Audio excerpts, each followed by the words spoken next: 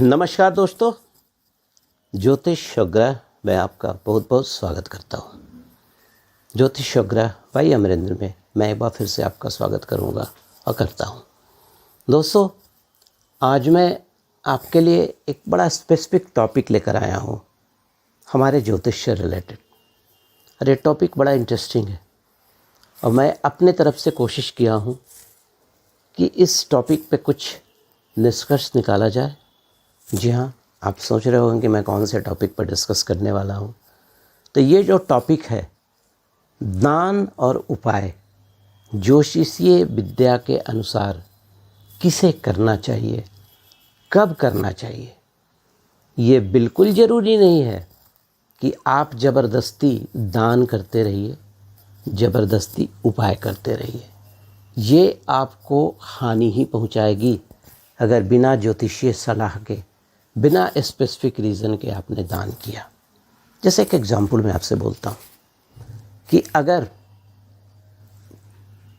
एक पहला भाव, पांचवा भाव और नौवां भाव, पहला भाव क्या होता है? आपका बॉडी, व्यक्तित्व। पांचवा भाव संतान, नौवां भाव भाग्य। अगर आप उस तीनों घर के ग्रहों की, राशियों की, या ग्रह जो बैठे हैं या ग्रह के स्वामी हैं, उनका अगर आप दान करेंगे तो अल्टीमेटली क्या होगा? You will lose your body. आपके संतान की तरफ से परेशानियां आ सकती हैं और भाग्य से अगर डिप्राइव हो गए तब तो समझ लीजिए और अच्छा नहीं है। तो इसी तरह से बहुत स्पेसिफिकली एनालाइज करके आप उपाय भी कीजिए, दान भी कीजिए। इसी पर एक विस्तृत चर्चा मैं आपसे करूँगा। देखिए क्या होता है कि जब भी आप ज्योतिष का कोई भी मतलब जो रेमेडीज़ है, या अंगूठी पहनना हो, या मंत्र पढ़ना हो, या हवन करना हो, तो एक साइंटिफिक एनालिसिस कीजिए। जो भी आपके जानकार एस्ट्रोलॉजर हैं उनके पास जाइए, रैशनली डिस्कस कीजिए कि उन्होंने आपको बताया है तो उसका रीज़न क्या हो सकता है। देखिए, जनपत्री जो है केवल किताब और सूत्रों को पढ़ के नहीं पढ़ी जा सकती है। इसमें आपका अपना आईक्यू भी होना चाहिए, केस स्टडी भी होना चाहिए, और ये जानने की कोशिश करनी चाहिए कि अगर मैं कर रहा हूँ तो ये हानि करेगा या फ़ायदा करेगा। सपोज अगर आपकी कुंडली में शनि की महादशा चल रही है और शनि जो है सूर्य के नक्षत्र में है, तो अब आप क्या करेंगे? यहाँ पर आपको एक सही ज्योतिषीय सलाह की ज़रूरत पड़ेगी कि किस तरह से शनि को भी अनुकूल किया जाए, सूर्य को भी अनुकूल किया जाए। बहुत से एस्ट्रोलॉजर को मैं देखता हूँ नवांश को बिल्कुल वैल्यू नहीं देते हैं। नवांश का भी थोड़ा अध्ययन कीजिए। और भी चीज़ें हैं जो कभी मैं और दूसरे वीडियो में आपसे चर्चा करूँगा। तो आज जो मेरा टॉपिक है वो सिंपल यही टॉपिक है कि किस तरह से दान करें, किस तरह से उपाय करें, और ये उपाय हमारे लाइफ में चेंज लाएगा नहीं। क्योंकि होता क्या है, मैंने देखा है कि लोग 10 तरह के ज्योतिष के पास 10 ज्योतिषों से संपर्क करते हैं। 10 ज्योतिष से संपर्क करेंगे, 10 एस्ट्रोलॉजर आपको 10 तरह का रास्ता बताएंगे। तो अगर आप एक हलवे को 10 कुक से बनवाइएगा ना, तो हलवा ना बन के फिर वो पकौड़ा बन जाएगा। तो इन चीज़ों का हमेशा ध्यान रखिए। चलिए आगे मैं चर्चा करता हूँ आपसे कि किस तरह से इन चीज़ों को किया जाए कि we should get a very good result. देखिए, दान कौन करता है? दान यूजुअली जिसके पास सरप्लस हो या कुछ ऐसी फालतू चीज़ें हो जिसे हटाना है, ठीक है। लेकिन यूजुअली क्या होता है, एक प्री कंसीव नोशन के साथ लोग एस्ट्रोलॉजर के पास जाते हैं और उन्होंने उन्हीं के मन की बात बोल दी तो फिर उसको फॉलो भी करते हैं। देखिए, अभी सावन का महीना चल रहा है, मैंने देखा लोग नारियल को फोड़कर शिवलिंग के ऊपर जल ढाल दे रहे हैं। साइंटिफिकली जल बिल्कुल नहीं ढालना है। चलिए, उस पर मैं किसी और वीडियो में आपसे डिस्कस कर चुका हूँ। लेकिन समझाने जाइए तो वो आप ही को उल्टा समझाने लगेंगे। ऐसा बिल्कुल मत कीजिए। अब देखिए, अब क्या है, सबसे पहले आप ये देखिए कि जिस ज्योतिष के पास गए हैं उनका आधार का ज्ञान क्या है, ज्ञान का आधार क्या है, कहाँ तक वो रैशनली आपको कन्विंस कर सकते हैं।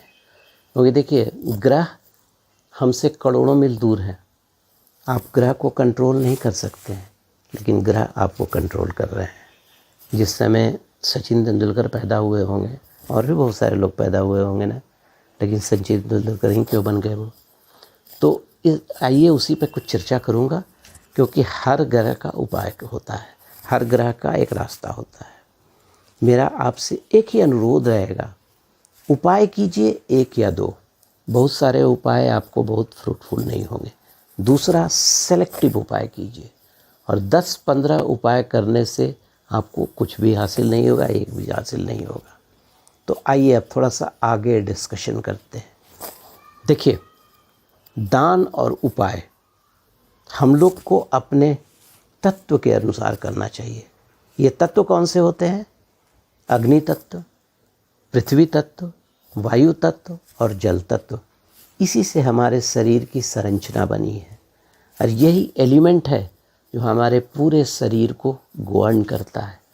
12 राशियाँ होती हैं, जिसमें हर राशि के 3, मतलब जैसे मैंने 4 तत्व बोला ना, तो ये जो 12 राशियाँ हैं, इन चारों तत्वों में 3-3 करके रहती है। जैसे अगर हम वायु तत्व को ले लें, अग्नि तत्व से शुरू करता हूँ मैं। अग्नि तत्व में मेष राशि, सिंह राशि और धनु राशि आएगी। मतलब जो कहने का मतलब जो जल तत्व है, नहीं हाँ यस, जो पृथ्वी तत्व है, सॉरी, तो वो उसमें वृष राशि आ जाएगी, कन्या राशि आ जाएगी, मकर राशि आ जाएगी। और अगर वायु तत्व लेते हैं तो मिथुन राशि, तुला राशि और कुंभ राशि आ जाएगी। और अगर जल तत्व लेते हैं तो कर्क राशि, वृश्चिक राशि और मीन राशि आ जाती है। इन्हीं चारों तत्वों के आधार पर आपको सिलेक्ट करना है, या कोई पूजा करना है, या स्टोन पहनना है, या दान करना है, या उपाय करना है। क्या रोल है? देखिए, हमारे कुंडली में त्रिकोण का बहुत रोल होता है। त्रिकोण जो होते हैं 1, 5 और 9, हमारी जन्मपत्री में पहला घर, 5वां घर और 9वां घर, ये त्रिकोण कहलाते हैं। ठीक है, इस त्रिकोण का बड़ा वैल्यू होता है।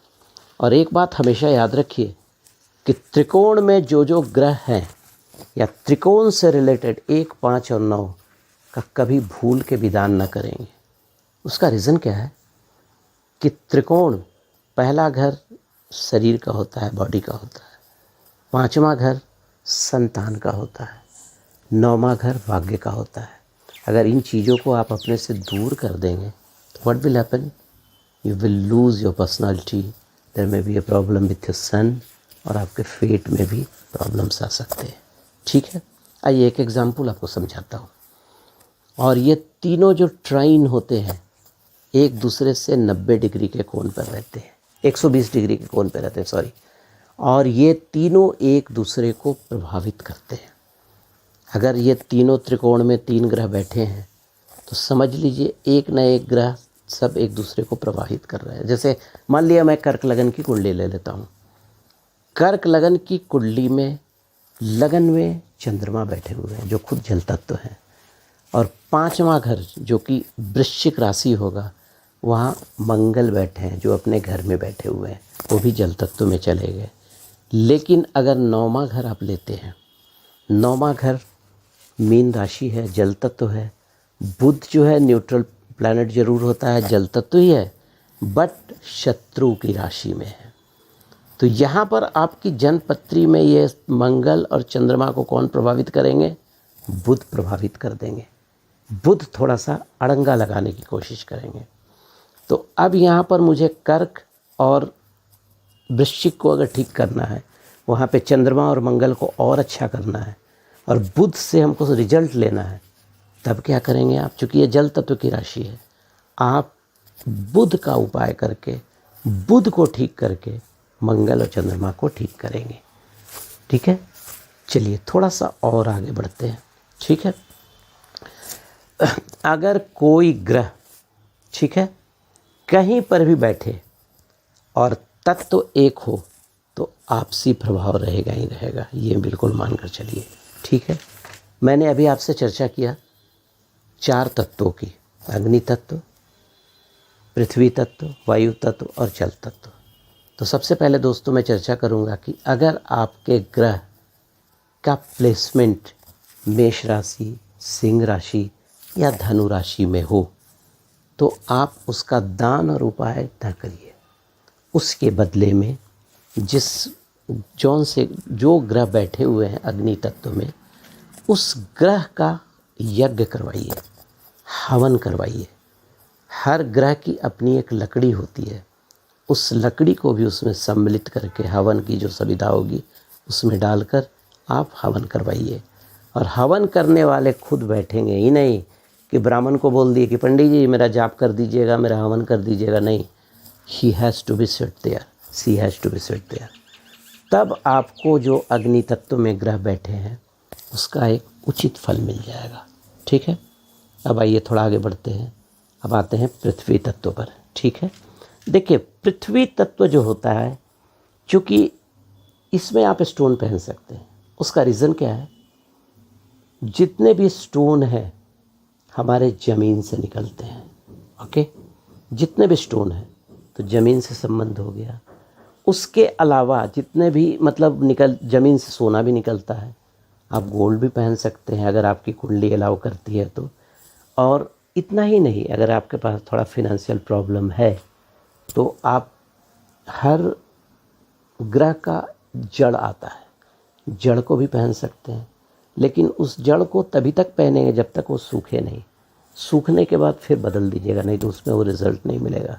क्योंकि उस जड़ में एक रेज़िन होता है जो आपके चक्र को प्रभावित करता है और उस ग्रह के अनुकूल प्रभाव मिलने लगता है। ठीक है, और इतना ही नहीं, आप धातु भी धारण कर सकते हैं। ठीक है, ये चीज़ करिए। आपको देखिए, अगर अग्नि तत्व में आपका प्लेसमेंट है आपके ग्रहों का तो आपको फ़ायदा होगा। जल तत्व में प्लेसमेंट है तो फ़ायदा होगा। पृथ्वी तत्व में प्लेसमेंट है तो फ़ायदा होगा। वेरी सॉरी, अभी मैंने अग्नि तत्व बात किया, फिर पृथ्वी तत्व बात किया। पृथ्वी तत्व में, अग्नि तत्व में आप हवन करके अपने ग्रह को शांत कीजिए। पृथ्वी तत्व में अंगूठी और रत्न धारण करके किसी भी ज्योतिष से मिलकर कीजिए। अब आइए वायु तत्व पर चर्चा करता हूँ।